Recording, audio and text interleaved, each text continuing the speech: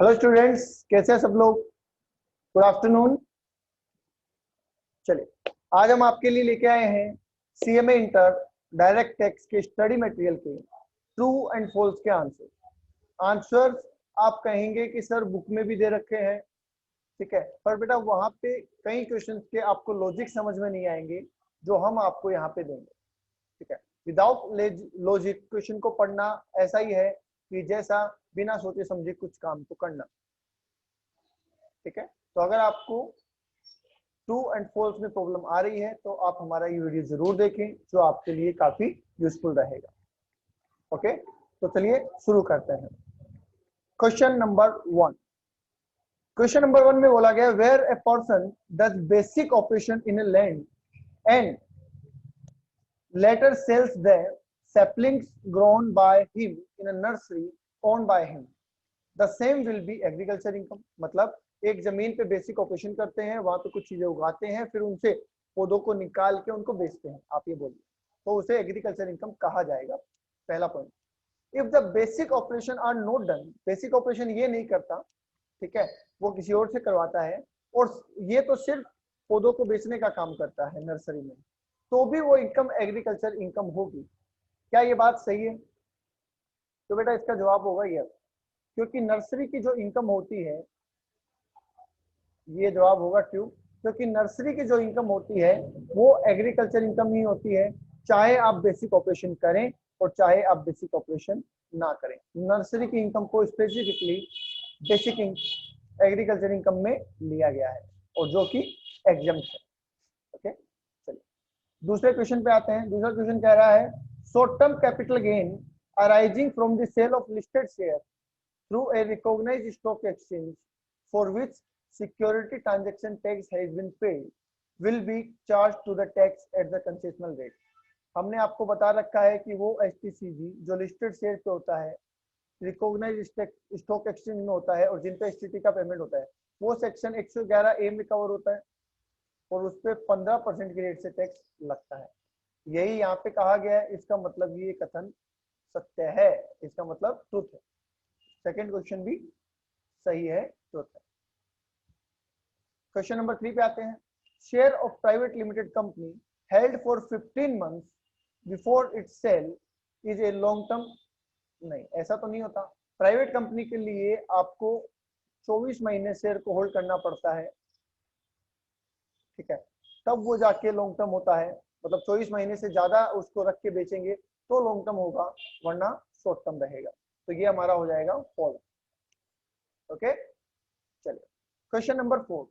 A return of income filed without payment of self assessment tax is a defective return। बिल्कुल ठीक है, अगर आपने अपना असेसमेंट कर लिया और टैक्स पे किए बिना ही रिटर्न फाइल कर दी, तो आपके पास सेक्शन 139(9) में डिफेक्टिव रिटर्न का नोटिस आ जाएगा कि सर आपने रिटर्न तो फाइल कर दी है पर टैक्स तो पे किया ही नहीं, तो इसे डिफेक्टिव रिटर्न कहेंगे। बिल्कुल ठीक है।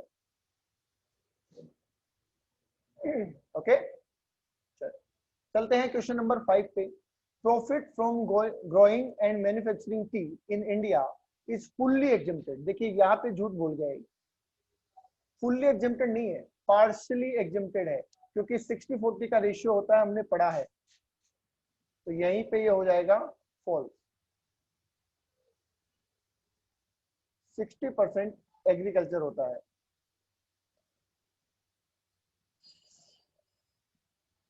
ठीक है, 60% एग्रीकल्चर इनकम होता है, इसलिए ये क्या हो जाएगा, फॉल्स हो जाएगा। ओके, चलिए आगे चलते हैं क्वेश्चन नंबर 6 पे। क्वेश्चन नंबर 6 आपको विजिबल है या मैं इसको थोड़ा बड़ा करूं? ठीक है, मैं थोड़ा बड़ा कर देता हूं। ओके, अब ज्यादा अच्छा दिख रहा होगा। क्वेश्चन नंबर 6 कह रहा है, tax is required to be deducted at source from salary at the time of payment and not at the time of crediting of the salary to the account of employ. बिल्कुल ठीक है। देखिए कुछ section ऐसे हैं जिसमें हम बोलते हैं at the time of payment और at the time of credit, whichever is earlier, पर सैलरी के केस में ऐसा नहीं होता। सैलरी के केस में टीडीएस तभी कटता है जब सैलरी का पेमेंट होता है। तो ये बिल्कुल सही कह रहा है, तो हम कहेंगे ट्रू। क्वेश्चन नंबर 6 हो जाएगा हमारा ट्रू। ओके, चलिए क्वेश्चन नंबर 7 पे चलते हैं। Capital gain arising from compulsory acquisition of a property under law is taxable in the year of receipt of compensation. बिल्कुल ठीक है। 3 केस मैंने आपको बताए थे, compulsory acquisition, damage of asset जिसको हम एक्सटिंग्विशमेंट कहते हैं, और conversion of capital asset into stock. इन तीनों ही केस में जब पैसा मिलता है तब वो टैक्सेबल होता है, सिर्फ ट्रांसफर होने से टैक्सेबल नहीं होता है। ओके, तो इसका मतलब ये हो जाएगा ट्रू। आगे चलते हैं क्वेश्चन नंबर 8 पे। It is not possible to have negative income under the income from house property. क्या हाउस प्रॉपर्टी में लॉस नहीं हो सकता? नेगेटिव इनकम बोलो या लॉस बोलो, बात एक ही। क्या हाउस प्रॉपर्टी में लॉस नहीं हो सकता? बिल्कुल हो सकता है। ये तो कह रहा है नॉट पॉसिबल, इसका मतलब ये गलत है, ये गलत कह रहा है। हाउस प्रॉपर्टी में लॉस नहीं हो सकता ऐसा नहीं है, डेफिनेटली लॉस हो सकता है, इसलिए हम कहेंगे इट्स फॉल्स। ओके, क्लियर है यहाँ तक? चलिए आगे चलते हैं। Question number 9, loss in speculation as well as non speculation, मतलब स्पेकुलेशन बिजनेस और non speculation business can be carry forward to a maximum 4 years। बोलो ऐसा होता है क्या? नहीं, जो स्पेकुलेशन लॉस है वो 4 साल, और जो बिजनेस लॉस है वो 8 साल तक कैरी फॉरवर्ड हो सकते हैं। इसका मतलब ये फॉल्स है। ठीक है, ये क्या हो जाएगा? फॉल्स हो जाएगा। चलिए मैं इधर वाले तो हटा देता हूँ, ये साइंस की कोई जरूरत नहीं है। इट विल बी फॉल्स, क्योंकि स्पेकुलेशन 4 साल तक होता है और नॉन स्पेकुलेशन जो होते हैं वो 8 साल तक होते हैं, और ये कह रहे हैं दोनों 4 साल होते हैं, इसलिए false. Question number 10, allowance paid by an employer outside India would be wholly exempted from income tax। अगर इंडिया के बाहर का एम्प्लॉयर कोई अलाउंसेस देता है तो वो इंडिया में टैक्सेबल नहीं होंगे? नहीं, ये तो गलत है। एक चीज जरूर होती है कि सेंट्रल गवर्नमेंट अगर अपने एम्प्लॉय को जो कि इंडिया से बाहर सर्विस प्रोवाइड कर रहे हैं उनको अलाउंस देती है तो वो टैक्स फ्री होता है। इंडिया का एम्प्लॉयर बाहर दे रहा है, बाहर का एम्प्लॉयर इंडिया में देगा तो टैक्सेबल है, तो ये फॉल्स हो जाएगा हमारा 10th क्वेश्चन। ओके, चलिए 11th में आते हैं। Prize given to Suresh by the government of MP on account of higher crop yield is an agriculture income. मतलब सुरेश ने ज्यादा फसल उगाई तो गवर्नमेंट ने खुश होकर उसको एक इनाम दिया, अवार्ड दिया, तो जो अवार्ड उसे मिला क्या वो भी एग्रीकल्चर इनकम है? हम कहेंगे यस। हालांकि उसमें कोई एग्रीकल्चर ऑपरेशन नहीं है, पर उस इनकम के होने का जो रीजन है वो एग्रीकल्चर इनकम है, इसलिए उसे भी एग्रीकल्चर इनकम ट्रीट किया गया है और वो भी टैक्स फ्री रहेगा। ओके, और आप इसको इंपोर्टेंट मार्क कर लेना, एग्जाम में ये आ सकता है। डन। नेक्स्ट चलते हैं क्वेश्चन नंबर 12 के ऊपर। क्वेश्चन नंबर 12 क्या कह रहा है? Voluntary contribution received by electoral trust shall be exempt in all case. बिल्कुल ठीक है, इलेक्टोरल ट्रस्ट को जितना भी वॉलेंट्री कंट्रीब्यूशन मिलता है वो टोटली उसके लिए टैक्स फ्री होता है। वैसे ये आपके सिलेबस में ज्यादा इंपॉर्टेंट नहीं है। इलेक्टोरल ट्रस्ट एक छोटा सा 4 लाइन का पेज दे रखा है जिसमें ये बोला गया है कि इलेक्टोरल ट्रस्ट को क्या करना होता है कि उसके पास फंड आता है और वो सभी पॉलिटिकल पार्टियों को डिस्ट्रीब्यूट करता है, तो उसको जो भी फंड मिलते हैं वो सारे टैक्स फ्री होते हैं। Question number 13, a partnership firm incurring loss need not to file return of income. एक पार्टनरशिप फॉर्म को लॉस हुआ तो क्या उसे अपनी रिटर्न ऑफ इनकम फाइल नहीं करनी? देखो वैसे तो हम कहते हैं कि जिसकी इनकम बेसिक एग्जेम्पशन लिमिट को क्रॉस नहीं करती उसे रिटर्न भरने की जरूरत नहीं है, पर साथ के साथ हम ये भी कहते हैं कि अगर आप अपने लॉस को कैरी फॉरवर्ड करना चाहते हैं तो आपको रिटर्न ऑफ लॉस भरना जरूरी है, तो हम यहाँ पे कहेंगे ट्रू। हम यहाँ पे क्या कह देंगे? सॉरी, फॉल्स कह देंगे, ट्रू नहीं, हम यहाँ पे कहेंगे फॉल्स। उसको अपनी रिटर्न भरना जरूरी है, क्योंकि यहाँ पे देखो वर्ड यूज किया है नोट, तो ऐसा नहीं है कि उसको रिटर्न भरना जरूरी नहीं है, उसे अपनी रिटर्न भरना जरूरी है, अदरवाइज वो अपने लॉस कैरी फॉरवर्ड नहीं कर पाएंगे। तो इस एस्पेक्ट में हम कह रहे हैं कि उसे अपनी रिटर्न भरना जरूरी है। ओके, चलिए आगे चलते हैं।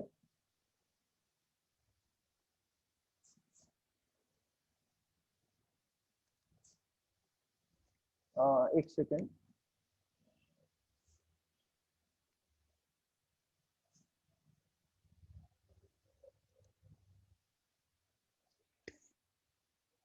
यहां तक क्लियर है क्वेश्चन नंबर 13 तक? चलिए क्वेश्चन नंबर 14 पे आते हैं। Any income derived from land situated in India is agriculture income. नहीं नहीं नहीं, ऐसा थोड़ी है।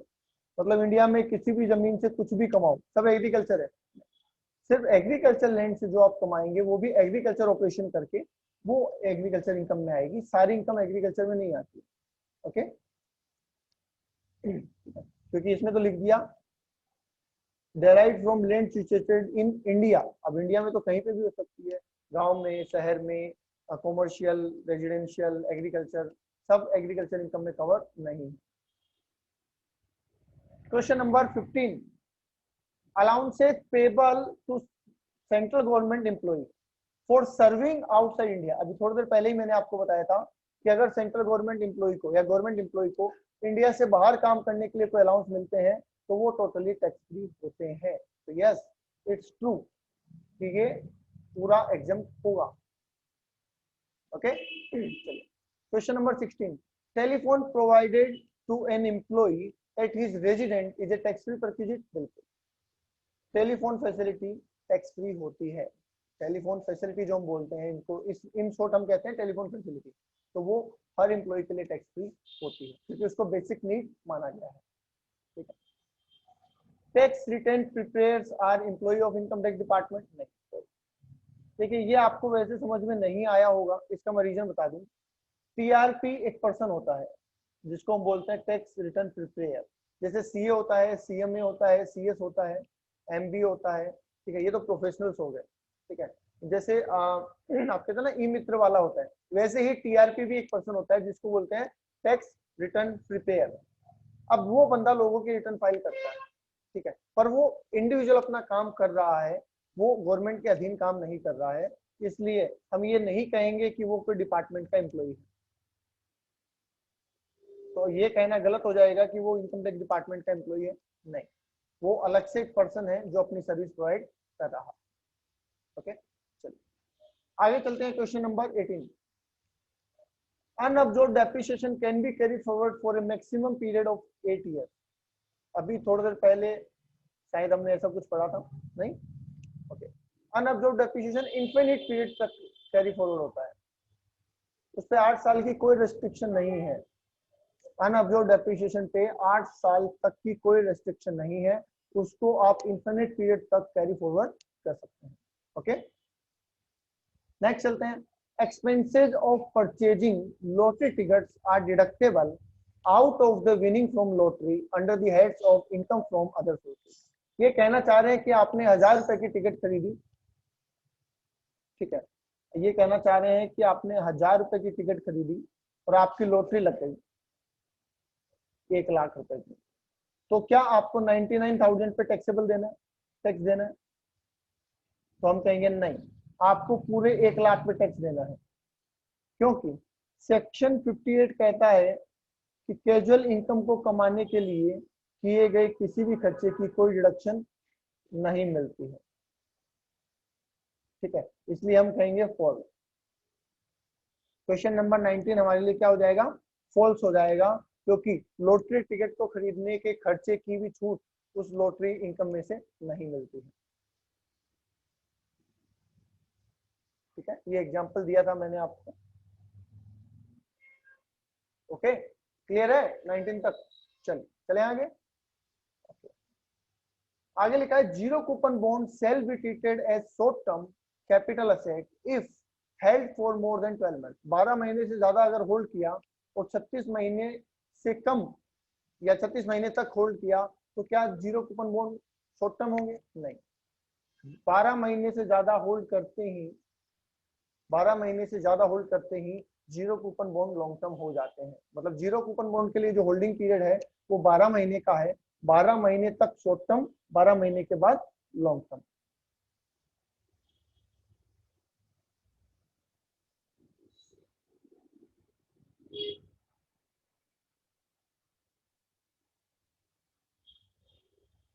ठीक है, ऐसा लिख दिया है। Zero coupon bond long term capital gain लेंगे अगर वो मोर देन 12 मंथ होल्ड होते हैं तो।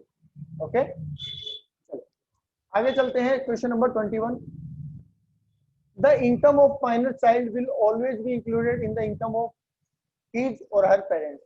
क्या बच्चे की इनकम हमेशा क्लब होती है? नहीं, बच्चे की इनकम हमेशा क्लब नहीं होती। जैसे मैंने आपको बताया था, अगर बच्चा टैलेंट से कमाता है तो क्लबिंग नहीं होती, अगर बच्चा मैनुअल वर्क से कमाता है तो भी क्लबिंग नहीं होती है, और अगर बच्चा डिसेबल्ड है तो भी क्लबिंग नहीं होती है। तो ये ध्यान रहे, हमेशा बच्चे की इनकम क्लब हो ऐसा कोई जरूरी नहीं है। चलिए क्वेश्चन नंबर 22 पे आते हैं। No tax is required to be deducted from winning from race horse if such winning does not exceed 10,000। 194B और 194B दो सेक्शन पढ़े थे हमने, हॉर्स रेस को लेके और लॉटरी को लेके, और कहा था कि अगर 10,000 से ज्यादा का अमाउंट नहीं है तो टीडीएस काटने की जरूरत नहीं है। तो बिल्कुल ठीक कह रहा है ये कि no TDS required to be deducted if amount does not exceed rupees 10,000। बिल्कुल ठीक कह रहा है। एक बार बता दीजिए क्या यहाँ तक बातें क्लियर है? तो डाउट है तो बोल दीजिए, कोई डाउट है तो आप बोल सकते हैं। ओके, तो चलिए आगे चलते हैं। Question number 23, cash gift of rupees 1 lakh from uncle son. Uncle son का मतलब कजिन ब्रदर बोल सकते हैं अपन। क्या कजिन ब्रदर रिश्तेदार की डेफिनेशन में आता है? नहीं, कजिन ब्रदर रिश्तेदार की डेफिनेशन में नहीं आता है। ठीक है, तो इज नॉट टैक्सेबल, नहीं, फॉल्स है। टैक्सेबल होगा या फिर ऐसे लिख दूं मैं, he is not covered in relative। Cousin brother जो है वो रिलेटिव की डेफिनेशन में कवर नहीं है, इसलिए उससे मिलने वाला गिफ्ट टैक्स फ्री नहीं होगा। ओके, चलिए question number 24, indexation of cost of acquisition is necessary for short term capital gain. क्या शॉर्ट टर्म कैपिटल गेन में इंडेक्सेशन होता है? क्या शॉर्ट टर्म कैपिटल गेन में इंडेक्सेशन होता है? नहीं, सिर्फ लॉन्ग टर्म कैपिटल गेन की जब हम कैलकुलेशन करते हैं तो इंडेक्सेशन होता है, शॉर्ट टर्म में इंडेक्सेशन नहीं होता है, इसलिए ये हो जाएगा फॉल्स। चले आगे।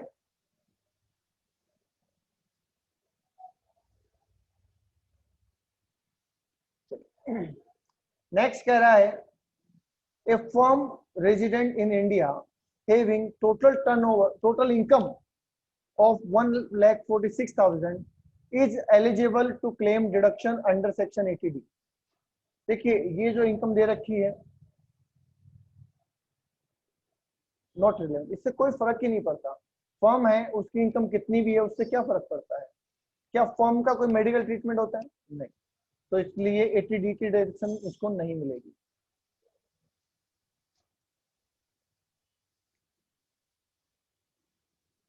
ठीक है, 25 क्या हो जाएगा?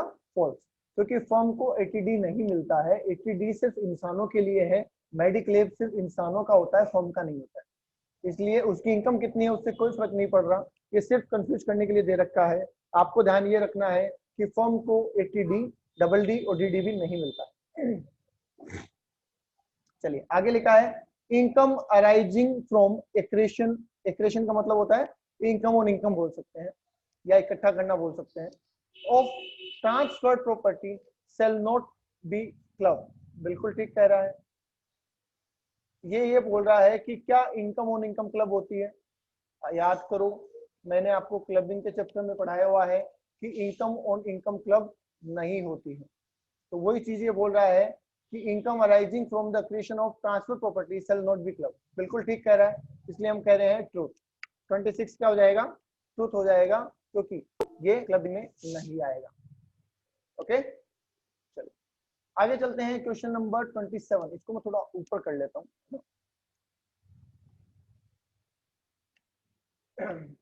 क्वेश्चन नंबर 27 कह रहा है, loss on account of owing and maintaining horse race can be carry forward up to 8 assessment year. Owing and maintaining of horse activity क्या 8 साल तक कैरी फॉरवर्ड हो सकती है? नहीं। ये हो सकती है 4 साल तक carry forward. Owing and maintaining horse race के losses, owing and maintaining horse race के लॉसेज और स्पेकुलेशन लॉसेज, ये दोनों ही 4 साल के लिए कैरी फॉरवर्ड हो सकते हैं। इसलिए ये हमारा क्वेश्चन क्या हो जाएगा, फॉल्स हो जाएगा। ठीक है, रीजन मैंने लिख दिया है 4 साल। चलते हैं क्वेश्चन नंबर 28 पे। For adjusting brought forward business loss with current year to income, मतलब पुराने बिजनेस लॉस को करंट ईयर की इनकम से सेट ऑफ करने के लिए one of the condition is that such business must be continued during the current year. क्या ऐसा जरूरी है कि पुराने साल के बिजनेस लॉस को रिकवर करने के या सेट ऑफ करने के लिए करंट ईयर में वो बिजनेस कंटिन्यू होना चाहिए? नहीं, बिल्कुल ऐसा कुछ नहीं है। ये जरूरी नहीं है कि इस साल बिजनेस चल रहा हो तो ही लॉस हम सेट ऑफ कर सकते हैं। अगर इस साल बिजनेस नहीं भी चल रहा तो भी हम लॉस को सेट ऑफ कर सकते हैं। तो ये हमारा हो जाएगा फॉल्स। ओके, चलिए question number 29, leave encasement received while in service is taxable. बिल्कुल ठीक है।